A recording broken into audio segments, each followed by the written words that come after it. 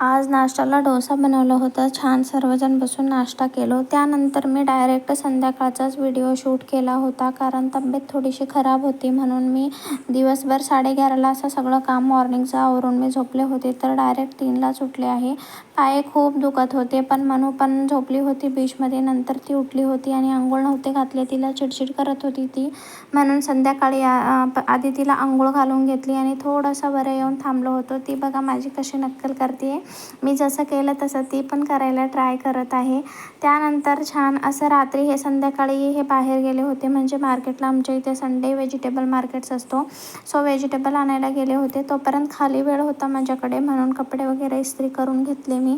त्यानंतर हे आल्यानंतर काही व्हेजिटेबल्स वगैरे आणून धुवून वगैरे फ्रीजमध्ये ठेवायचं होतं. आधी ते काम करून घेतले आणि कुठे तिथे मनूला तर माझ्यासोबत लोडबूड करायचंच होतं. आणि आधी तिची आज कटकट नव्हती, कारण संडे आहे. आजूबाजू तिचे फ्रेंड्स असतात, त्यांच्यासोबत ती बिझी होती. म्हणून मी इथं मस्त छान असं काम करत होतं, हे बघू शकता तुम्ही.